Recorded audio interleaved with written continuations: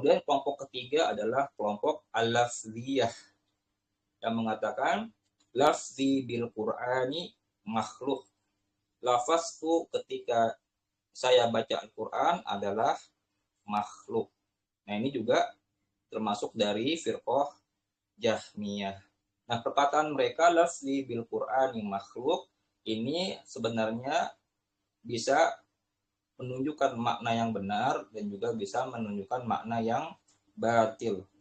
Jadi lafzi bil Qur'ani makhluk yang mereka maksud dengan lafaz ini ada dua kemungkinan makna. Makna yang pertama yang mereka maksud dengan lafaz, kalau mereka maksudkan adalah at-talafuz, yakni yang berupa gerakan lisan, berupa gerakan bibir atau suara orang yang membaca Al-Quran tersebut, maka ini adalah makhluk. Ya, karena ya gerakan lisan, gerakan bibir, kemudian suara seorang yang bicara, orang yang membaca Al-Quran, ini adalah makhluk. Karena apa? Karena dalam akidah Ahlus Sunnah wal Jamaah, perbuatan hamba atau perbuatan makhluk adalah makhluk juga. Sebagaimana firman Allah Ta'ala, Wallahu khalaqakum wa ma ta'malun. Allah lah yang menciptakan kalian dan juga menciptakan amalan, perbuatan kalian. Nah, kalau kita misalkan ya mengatakan lafzi maksud dari lafaz di sini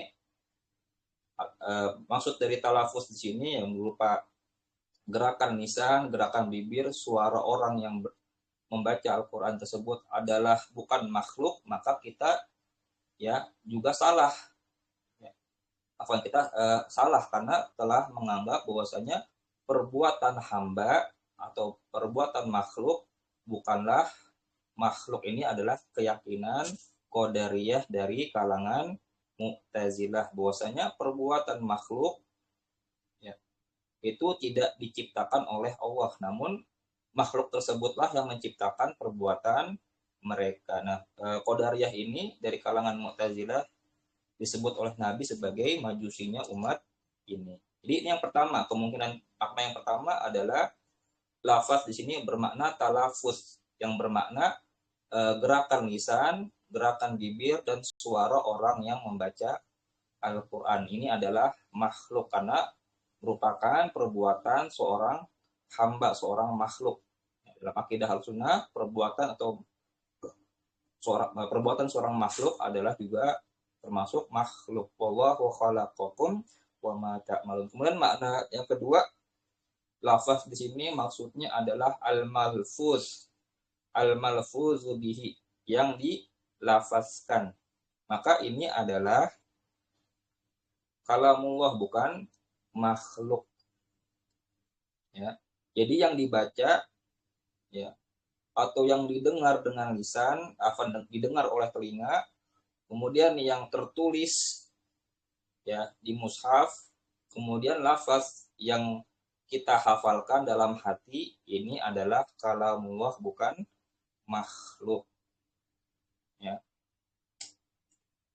Jadi kalau mereka mengatakan lafzi bil Qur'ani makhluk, apabila lafaz tersebut maksudnya adalah talafuz makhluk, maka ini adalah benar, maknanya benar. Apabila maksudnya adalah al-malfuzu bihi, yang dibaca, yang didengar, yang dihafal, yang ditulis, ini adalah kalamullah, bukan makhluk. Ya.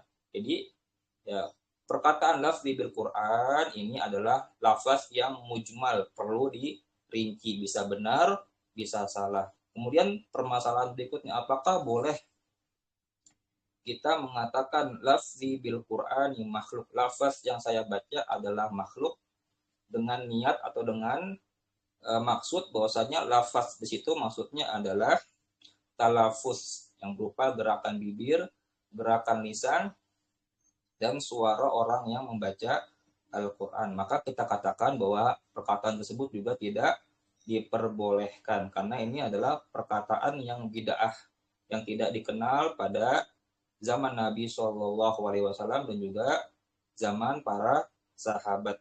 Jadi lafzi bil Quran ini baru muncul ya oleh firqah Jahmiyah bernama kelompok al-lafziyah.